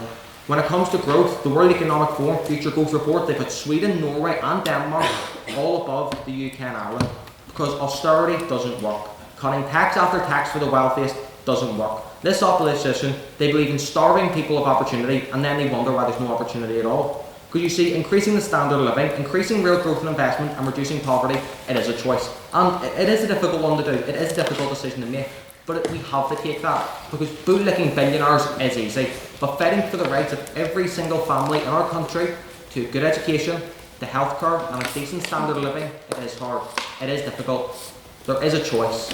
There is a choice we can make. We can continue on to support the same policies that have scammed and stolen from generation after generation, or we can choose.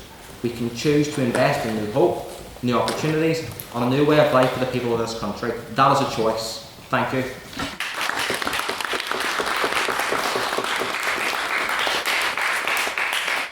Thank you, Jack, for that very fine speech. And now to close the debate and to close for the opposition, I'd like to invite EJ to the podium, please.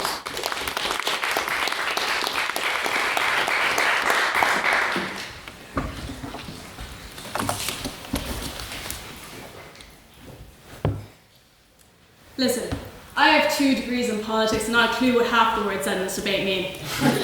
Also, no one in Scandinavia is actually happy. Ladies and gentlemen of the chamber, the proposition tonight has been as convincing as Mark Zuckerberg trying to convince people that the new perm is really working for him. You see, the opposition does not support a wealth tax because even in an alternative universe where you somehow get the wealthy to pay up, it will have no positive effect on our lives. And it certainly won't affect the billionaire bozos who can afford to buy everyone in this room 1,000,000 times over. Now, while I'm worth about a tenner and a wet cigarette, the point still stands. A wealth tax will not have the change we are looking for, it will not have the change that we need, and that is because our governments are submissive and stupid. Governments are about as good with their money as that middle-aged woman on TikTok who confessed that during a depressive episode she spent $87 on Candy Crush. Except instead of $87, the government of Ireland has spent €2.2 billion on a hospital that still hasn't been built. The National Children's Hospital is so overdue, I was meant to be born there. Now, I'm glad that didn't end up happening for 2 reasons. 1, I can't say my mother would have enjoyed giving birth on a construction site. And 2, then I wouldn't have been born in Crumlin. So we're all better off for it, really. But the government is so inefficient with its planning and its money that every time a plan is set in place, or they announce that they have finally built a wing of this incredibly winged hospital, they change their mind. They add on something new, and they spend even more money. At this point, the National Children's Hospital might as well be referred to as... No, thank you. Before I was so rudely interrupted. At this point, the National Children's Hospital might as well be referred to as La Sagrada Familia de Dublin. Do you really trust that this is the same government that's going to use the money from a wealth tax efficiently? No, thank you. It won't even have an effect on the wealthy because, unfortunately, our governments aren't just stupid. They're also submissive freaks. Submissive freaks who would much rather please MNCs and billionaires than you and I.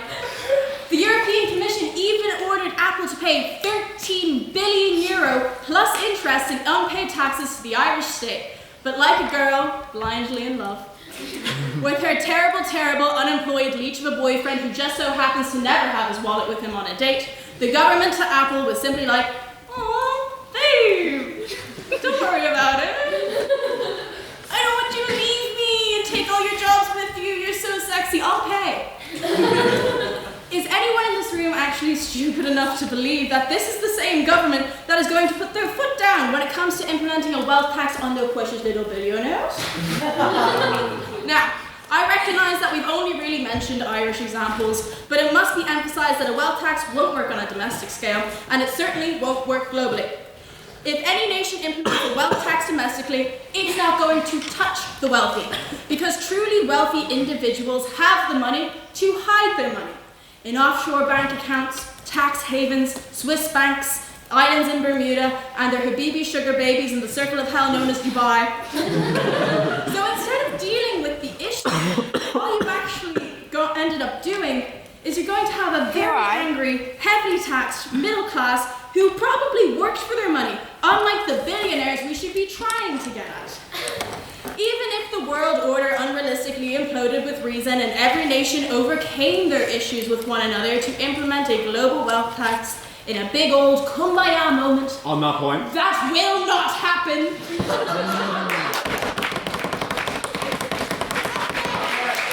a billionaire harder than space exploration, and now they all have spaceships. So they'll probably all get on their little wet dream rockets and colonize Mars and turn it into their new sickly tax haven, which is actually more likely to happen.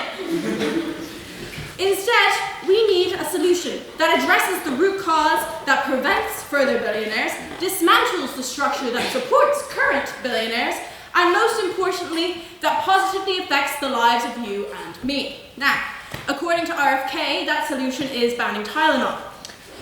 But if we really want a solution that does all of these things, it comes from the bottom up. It starts with you and me. Think about it. How do billionaires become billionaires in the first place? By exploiting the current capitalist structure and the near slave labor of the global south to sell as many cheap products as fast as possible. So, instead, we need to actively fight against this process. We need to unionize for a living wage for all and promote unionization efforts in the global south. We need to demand our companies pay a living wage to every worker on every rung of the supply chain and promote fair trade. To unionize is far more, sure, I'll take it. So are you saying that we shouldn't be, the general people should be taxed more and the wealthy shouldn't be taxed because we're exploiting people in Asia? No, if you listen to the speech, not what I said. We need to demand that our companies pay a living wage to every worker on every rung of the supply chain, which will benefit society as a whole, and promote fair trade, because to unionize is far more realistic and it will be far more effective than a wealth tax or our stupid governments ever will be.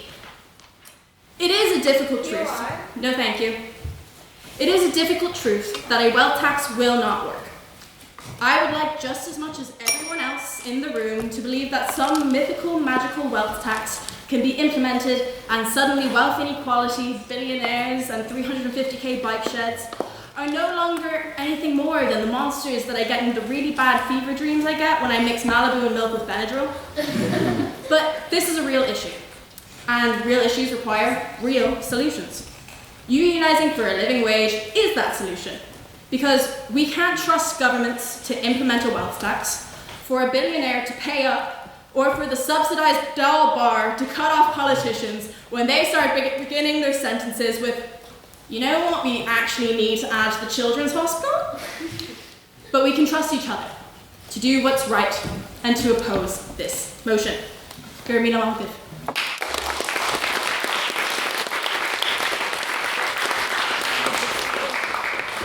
We did it, guys. I wouldn't. Oh no, he said you did it, guys. Thank you, Jay, for that very fine speech, and to all our speakers for what has been a very exciting debate. And now I would like to open the floor to questions. This is your chance to get speakers to elaborate on some of the arguments that you've heard tonight, or maybe answer a question that you felt was not addressed in the main part of the speech. So we'll start with the proposition. So can I have any questions for the proposition, please? Thank you. I just want to commend everyone on a very interesting debate. But just for the proposition here, the second speaker, I've heard just a £2 million asset wealth tax mentioned, which is maybe the most dangerous thing I've heard all night. And given you're advocating the policy to a sort of an audience in Northern Ireland, if we apply it to Northern Ireland, the people that you will hit the most is agriculture, the biggest industry here. You have, say, an average farm passed down 10 generations that will be worth over £2 million on paper. That value is not realised until the farm is sold. But the average farm in Northern Ireland will make no more than £70,000, £80,000 a year in profit, and that is to fund an entire family and everything that comes from that. And most of the wealth and the working capital of the farm is tied up in machinery and livestock. So would you agree that, say, an asset wealth tax at that level is incredibly dangerous, and specifically in the context here, and is that the sort of impact you want to inflict on an economy like this? So I would like to point out that agriculture, a lot of people who work in agriculture probably have businesses that they run it through when they sell. They are not individual buyers. I mean, Well, I'm not saying that this tax, when it comes into play, is a one-for-all tax. This has to be thought out, and legislation exists to protect against this. When this tax is implemented, we're not going to go out and say £2 million just on paper, say you make no money at all. Let's not even say 70k. Let's just say you currently don't have an income, you have an asset. There has to be exemptions in every legislation that's made.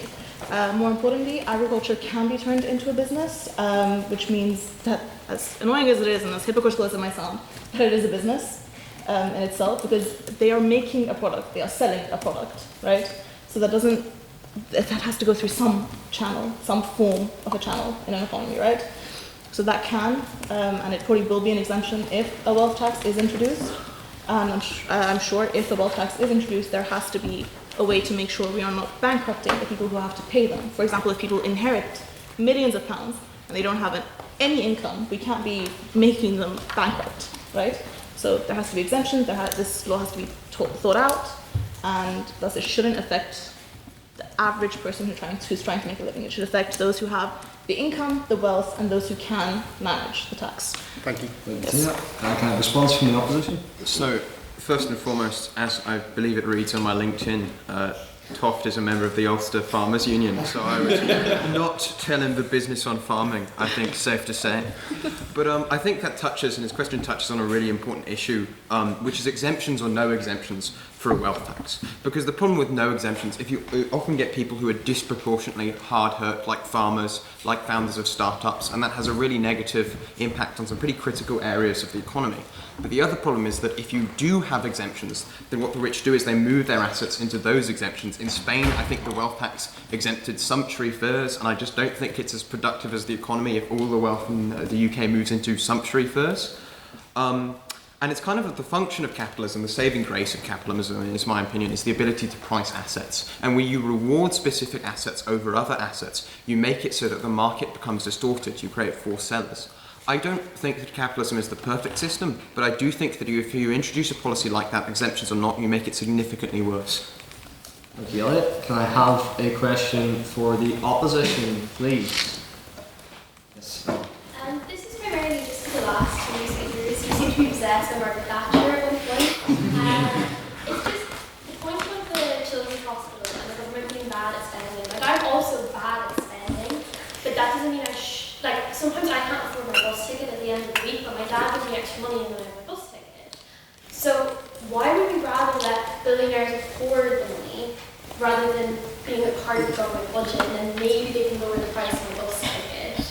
Because I don't understand the argument that just because they're bad at spending, we would rather let Mark Zuckerberg afford it. Someone from the opposition to respond, please.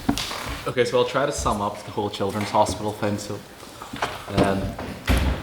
is that with the way that the children's hospital was built, there was an initial price give, and then they brought in tendering, and it went to tendering too quick. They brought in consultants, and the whole thing is, you bring in a consultant, they ask you for the time, and then they take your watch and keep it. The government became so inefficient over the last 50, 60 years, the civil service in the south, that to the point where it's just unable to deliver on the tasks it even sets out to do. And it's because the civil service became so bloated and unstreamlined. And the pity was that 100 years ago, Ireland created a new civil service whenever it moved from the imperial civil service into the modern one. And before, it's a controversial one, guys, it had been bloated with jobs given to some Irish unionist sort of figures, and they streamlined it and made it very, very efficient. And for a long, long time, it was very, very good. But the country, there's times in the 70s and 2000s where corruption kind of came about. Mr. Barghi Ahern didn't do too many things wrong, but did a few bad things, and it ended up in a situation where the Irish government essentially became bad at spending its money, and it actually couldn't deliver on the things that it promised to us. What Jack was saying about the housing, I wouldn't trust the Irish government to build houses. I don't even know if I trust Irish people to build houses. And I say that as an Irish person. But yeah, I hope that gave you some insight into what happened.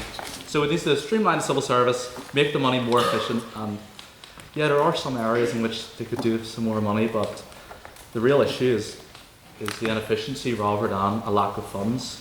As he pointed out, budget surplus.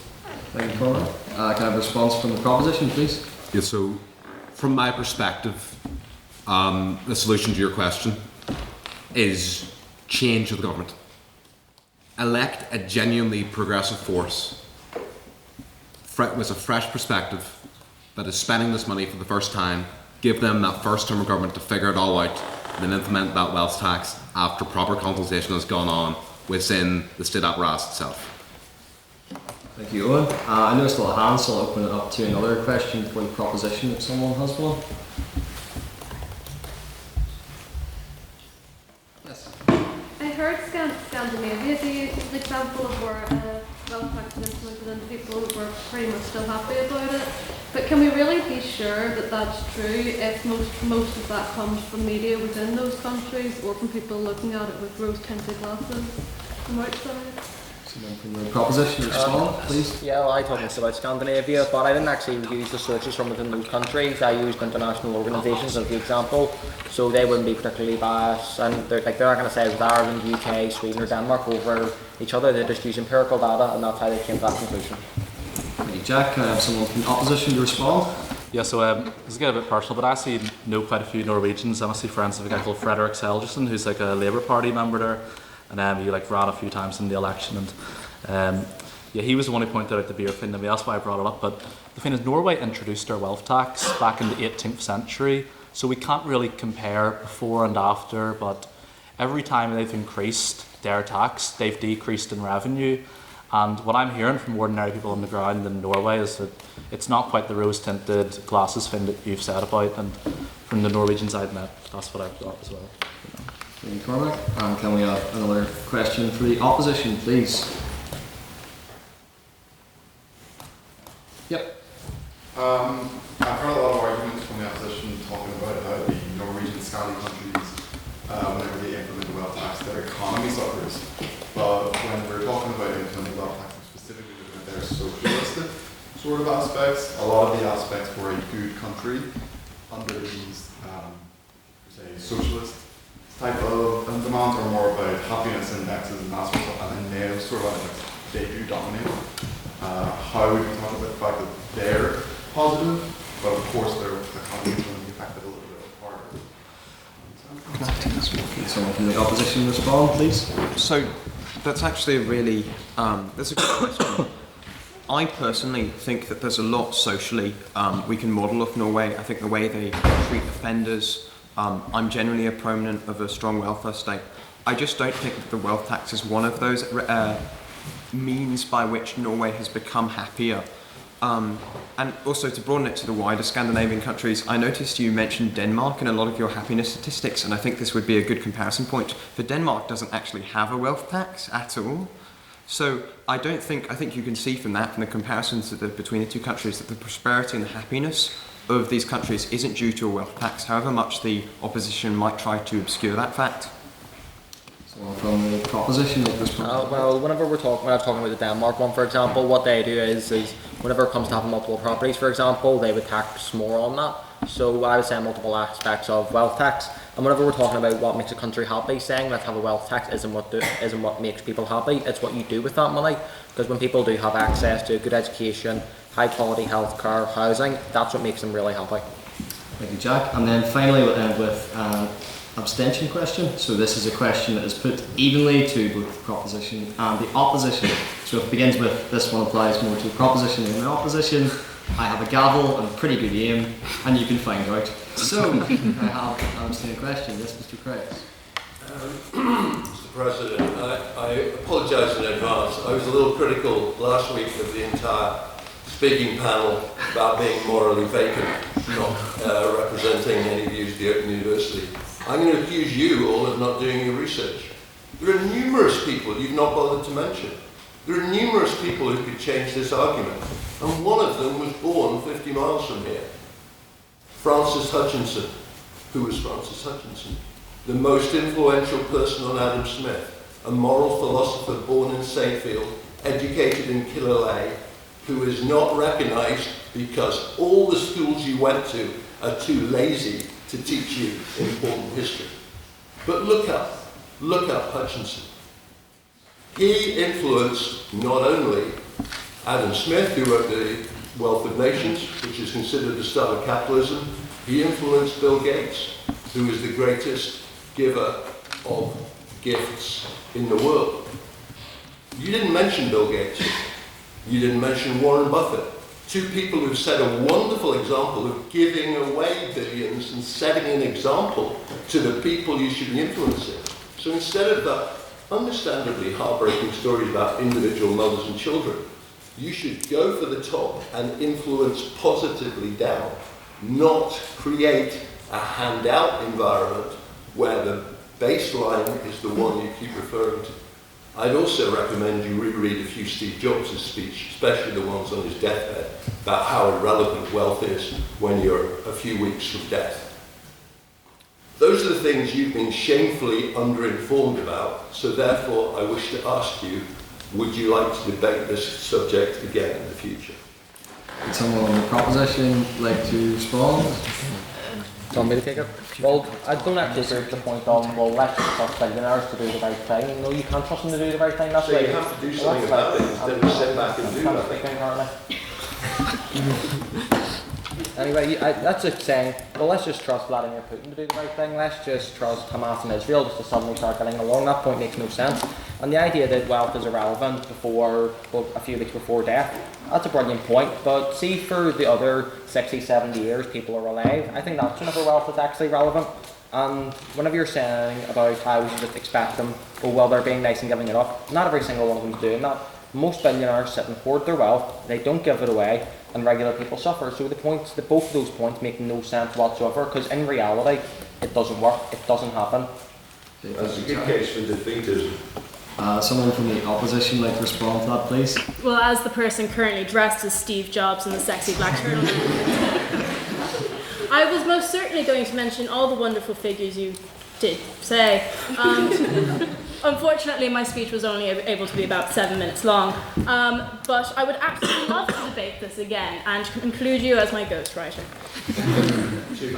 EJ. So now it is time for the verdict. So this is the vote on speaker ability. This is not who, in your opinion, you agree with more. This is who you thought spoke better, measured on their presentation, rhetoric, argument, teamwork, and engagement. So can I have a show of hands for all those who would like to vote for the proposition on speaker ability?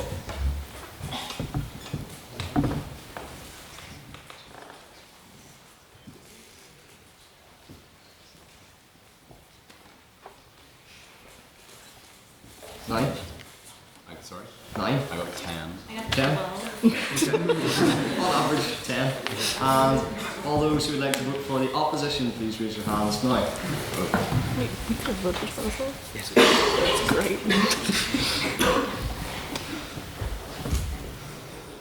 Freedom.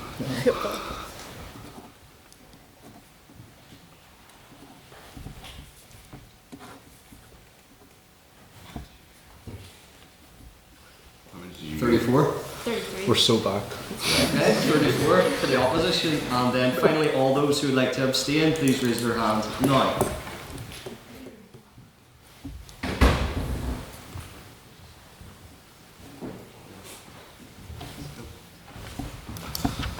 $13.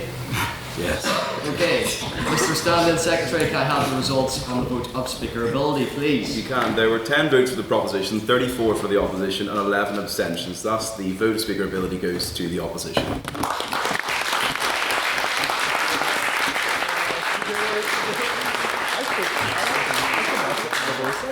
Yes, thank you very much to all speakers and congratulations to the opposition for an amazing debate. But I think it's also worth noting that we had 4 main speakers give their first speech in the House tonight, so a very well done is extended from all the House.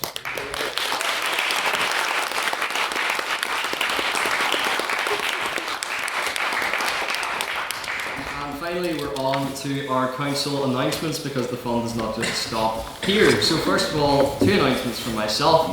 Firstly, if you would like to look stylish like me with your glitterific pin badge, then we have glitterific pin badges on sale today. You can buy them for £5 by either giving us tangible cash or paying intangibly by our Fixer app, which is linked on our Instagram. If you scan that QR code, you'll be able to pay for it there. And secondly, next Thursday we have not just one, not just two, but 3 debates next Thursday, because from 12 to 5 at the Crescent Arts Centre we're doing a collaboration with Victim Support NI on 2 motions surrounding hate crime.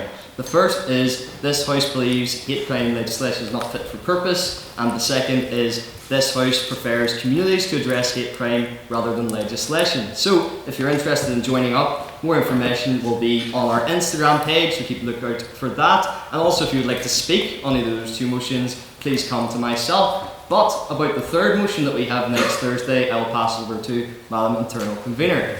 Yeah, guys, so next week we have this House believes masculinity is inherently toxic. We have a lot of speakers who've already signed up to speak on it, but it'll be a really good opportunity to have a really interesting debate. So please do sign up. Maidens particularly will get prioritised as per usual for every single debate, so we want as many maiden speakers as possible, because they were absolutely amazing today and they've been amazing throughout the whole semester. So please sign up, and then sign up for more speaks. Sign up for every debate, please, because I know there's really popular ones, but sign up for the unpopular ones too, because it makes my job a lot easier and I'm really harassing people in their DMs then. So. Thank you, Ella.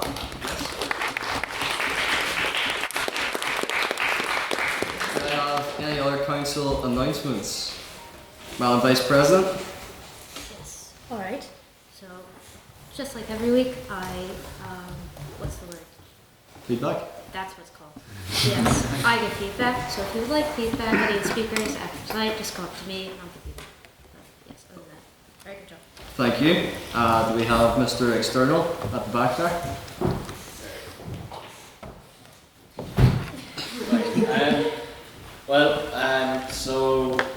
Just a number of external competition announcements. So, Queen's University Belfast is going to UCD LNH Earlsford Open on the 25th and the 26th of October. That's coming up soon, so if anyone here is interested in competing, please let me know. Either come up to me, come up to a member of the committee, give me a text in the group chat. If you don't have my number, I can give it to you. And a form for interest will be posted as well.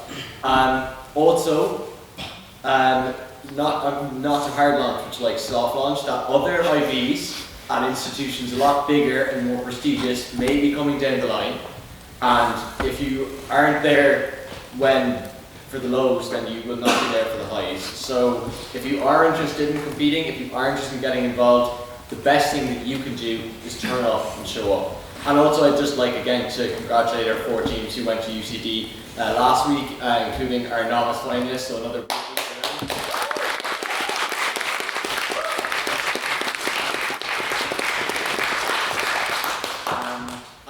And there's 10 teams going to times, which is like a lot, so and well done to everyone who competed in the pre-round. It was so competitive, and yeah, we're not going to times to make up the numbers. It's still go where it does, please. Thank you.